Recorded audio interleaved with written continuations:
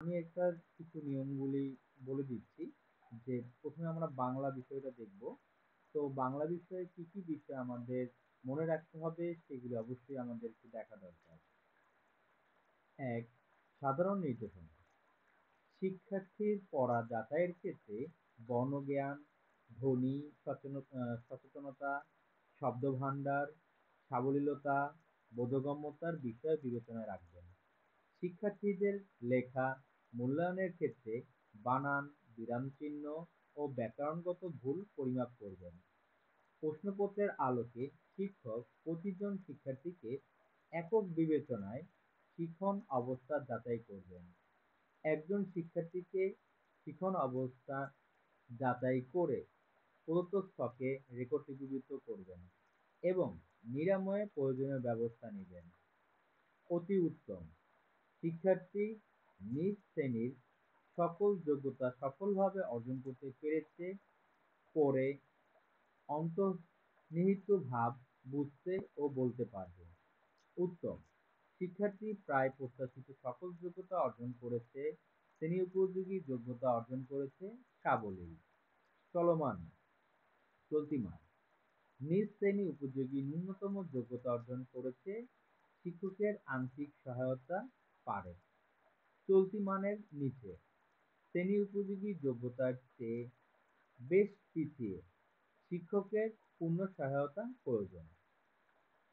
তো এটার যে বিষয়টা আমি একটু এই বিষয়ে বলে দিচ্ছি যে আমাদের যে শিক্ষার্থী শিখন অবস্থা যাচাই রেকর্ড সংরক্ষণের যে আমাদের পরিপত্র, আমি একটু যেটা বলার যে আমাদের যে বড় স্যার বা যারা আছে অবশ্যই তারা যেভাবে চাচ্ছে এটা খুব ভালো একটা উদ্যোগ। এই কারণে তারা কিন্তু সহজ বাংলায় বলতে গেলে পোলাও, মাংস, তারপর বিরিয়ানি, রোস্ট এরকম চায়নি। তারা শুধু চেয়েছে শুধু ডাল ভাত।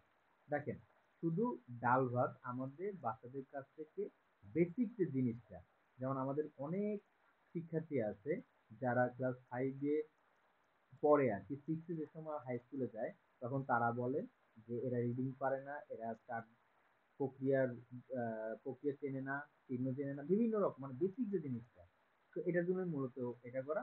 অনেকে এটা বিরূপ মন্তব্য করেন, এই কারণে না করে আমরা এর সাথে সহযোগিতা করি, আশাবাদী খুব ভালো একটা ফল পাবো।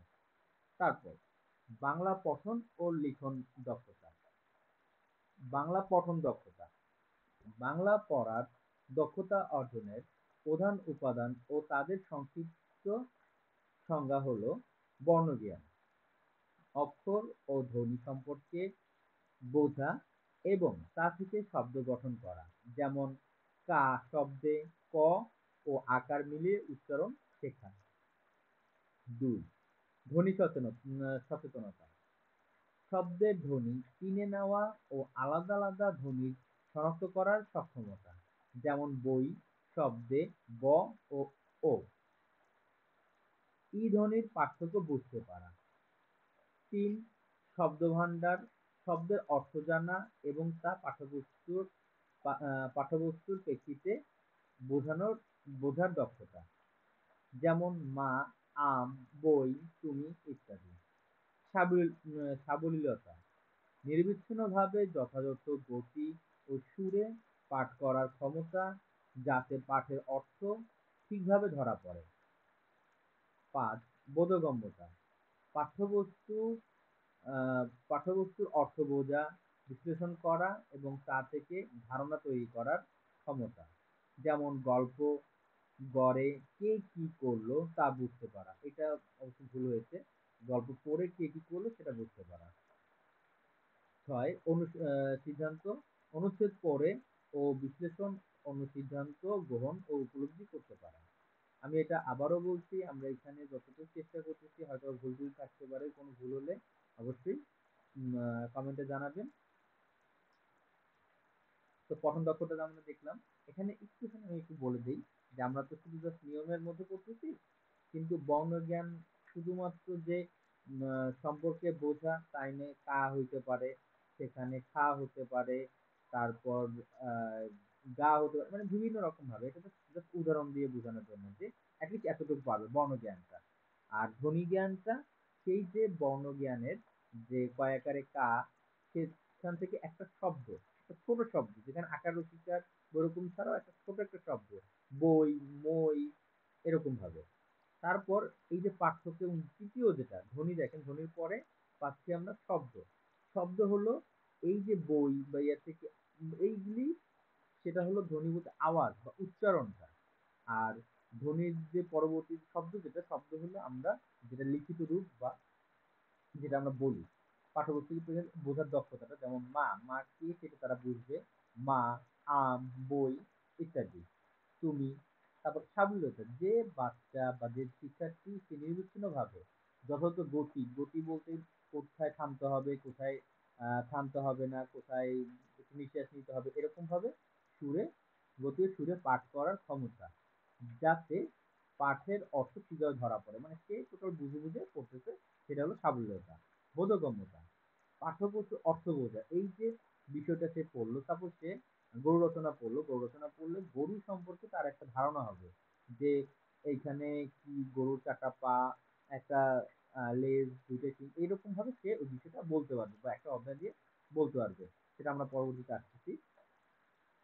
তারপর অনুসিদ্ধান্ত, অনুচ্ছেদ পড়ে বিশ্লেষণ অনুসিদ্ধান্ত গ্রহণ ও উপলব্ধি করতে পারা, মানে একটা অনুচ্ছেদ পড়বে, পড়ার পর এখান থেকে কিছু বিশ্লেষণ করবে, এবং এখান থেকে সেই নিজের উপলব্ধি হবে যে সে নিজে আরেকটা প্রশ্ন করতে পারে বা আরো কিছু করতে পারে সেরকম। তো আমাদের ভিডিওটা অবশ্যই একটু বড় হয়ে যাচ্ছে, আমাদের পার্ট 2 করতে হবে। যেটাই হোক, আমি বাংলা লিখন দক্ষতা বলছি। বাংলা লেখার দক্ষতা অর্জনের প্রধান উপাদান ও তাদের সংক্ষিপ্ত সংজ্ঞা হলো সঠিক প্রবাহ, সঠিক, আমি একটু পুরোটা বলিনি, তারপর আমি আমার ব্যাখ্যা দিচ্ছি। সঠিক প্রবাহ, প্রতিটি বর্ণ বা অক্ষর কোথা থেকে শুরু হয়েছে, কোথায় শেষ হবে, লিখতে পারা। দেখেন, একটা বর্ণ বা একটা অক্ষর কোথা থেকে শুরু হয়েছে, যেমন সে স্বরেও স্বরেয়া, হ্রস্বই দীর্ঘ, এরকম ভাবে একটা বর্ণ লিখতেছে, বর্ণগুলি যদি সিরিয়াল বাই সিরিয়াল লিখতেছে। এছাড়া আম বা আমরা, এইটা দিচ্ছে সে স্বরেয়া ম রয়কার রা, কিন্তু সে ওটা গতি প্রবাহটা ঠিক মতো না রেখে অনেক সময় দেখা যায় যে স্বরেয়া ম দেয় আগে, আকার দেয় পরে, আগার কোনটা সামনে আসে, এরকম। তো এই সঠিক প্রবাহটা ঠিক রাখা। সঠিক আকৃতি, প্রতিটি বর্ণের সঠিক ও সমান আকৃতি সঠিকভাবে ব্যবহার করা। যেমন অনেকেই আছে কটা ছোট করে লেখে, খটা একটু বড়, খয়ের যে মাথা পুরুলি দিয়ে সেটা একটু ছোট দিয়ে, মানে অন্যরকম। প্রতিটা সমান হবে এবং দেখতে সুন্দর হবে, যেমন প্রথম দিকে বড় করে আছে বা করে ছোট দিকে আছে, সেটা ঠিক রাখা। সমান্তরাল এবং প্রতিটা সমান, যেমন অনেক সময় আছে দুইটা যাইতেছে, দুইটা দুই দিকে রেল লাইন মতো না, যে একটা অন্য দিকে, একটা ভিন্ন দিকে, এরকম ভাবে যায়। এই কারণে এটা সমান্তরাল ভাবে যেতে হবে। প্রতিটি বর্ণ ও শব্দগুলো পাশাপাশি অবস্থান যেন সমান্তরাল হয়, উপরেরটা এবং নিচেরটা লাইন যেন সুন্দর হয়। মাত্রা ও বানান, এই মাত্রা ও বানান বলতে আমাদের যে ৩৯টা বর্ণ আছে বাংলায়, আমি কিন্তু বাংলাটা বলছি, বাংলার যে বর্ণটা আছে সেই মাত্রার সহ এবং মাত্রাহীন, অর্ধমাত্রা, এইগুলি পড়ে সে যাতে বুঝতে পারে, যেমন বর্ণের মাত্রা সঠিকভাবে ব্যবহার, শব্দের অক্ষরসমূহ শুদ্ধ বানানে লিখতে পারা, যেমন ক্ষয়ে অর্ধমাত্রা, তারপর গয়ে অর্ধমাত্রা, এরকম করে যেগুলোতে মাত্রাহীন এবং অর্ধমাত্রা, পূর্ণমাত্রা, এগুলি যাতে তারা বুঝতে পারে, তাদের সেই বেসিক যে জ্ঞানটা সেটা তাদের অর্জন করানো, যাতে তারা অ্যাটলিস্ট এই সেই আগেই যেটা বললাম, যে আপনার আমাদের যে বড় স্যাররা বা আমাদের নিজস্ব বাচ্চাদের মূল্যায়ন বা মান উন্নয়নের জন্য আমাদের বিরিয়ানি, তারপর পোলাও মাংস দরকার নেই, জাস্ট বেসিক, বেসিক শুধুমাত্র ডাল ভাত তারা চাচ্ছে, যাতে বাচ্চারা অ্যাটলিস্ট শিক্ষার্থীদের বলতে পারি বা আমরা বলতে পারি, যাতে আমরা অ্যাটলিস্ট তাকে, তার যে রিডিং যাচাই বা তার যে পড়াশোনা যতটুকু বেসটা তাদের ঠিক আছে, এইটাই তারা চাচ্ছে। তো মাত্রা গেল, তারপরে আমরা যেটা পাবো বিরাম চিহ্ন, বাক্যের ভঙ্গি ও ভাব প্রকাশের জন্য ব্যবহৃত বিরাম চিহ্ন, যেমন রুম, এর ভুল হয়েছে, কমা, ফুল স্টপ, এইসব বিভিন্ন কোথায় দাঁড়াইতে হবে। এখানে ফুল স্টপ বলতে এটা কিন্তু আপনার ইংলিশে, বাট আমাদের এটা দাঁড়িয়ে হওয়ার কথা, যেটা যদি সঠিক হয়ে থাকে সেভাবে ইয়ে করবেন। কমা, দাঁড়ি হবে যেটা স্টপ, ফুল স্টপ, বা মানে আমরা টোটালি ওইখানে থামবো। তারপরে দেখেন আরো কিছু আছে, প্রশ্নবোধক চিহ্ন, আহ তারপর সঠিক ব্যবহার করতে পারে যে কোথায়, যেমন বাচ্চাদের একটা এই সে কোথায় যায়, সে কোথায় যায় দিয়ে এখানে কমা হবে, দাঁড়িয়ে হবে না প্রশ্নবোধক হবে, এইটা যাতে তারা বুঝতে পারে।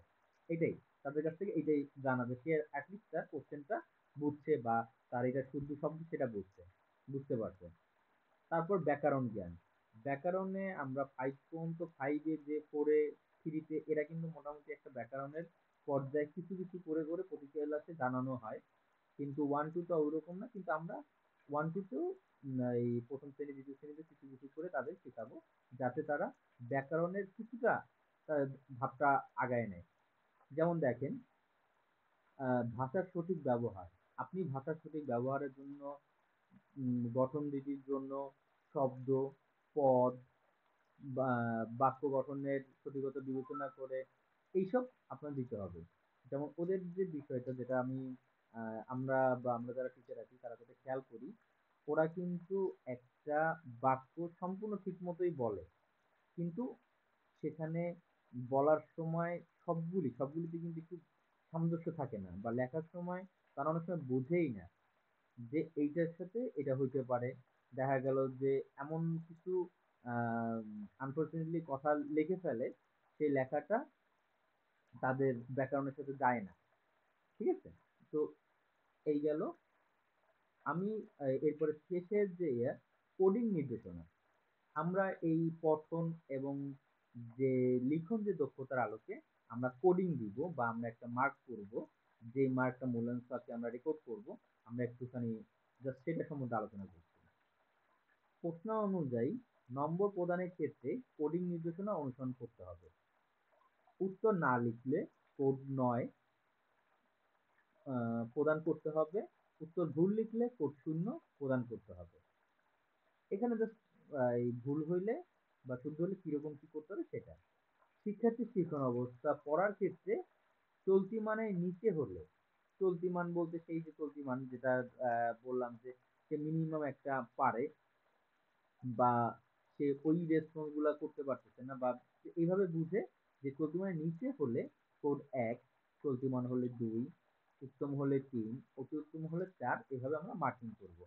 জাস্ট আমরা যেটা করতে পারি পেন্সিল দিয়ে করতে পারি, কারণ আমাদের যদি যে চলতি মানের নিচে আছে তাকে আমাদের এই যে 1.5 মাস বা 2 মাস করে আস্তে আস্তে করে তাকে ইমপ্রুভ করে আমাদের উত্তমের পর্যায়ে বা অতি উত্তম যতটুকু আমাদের নেওয়া যায়।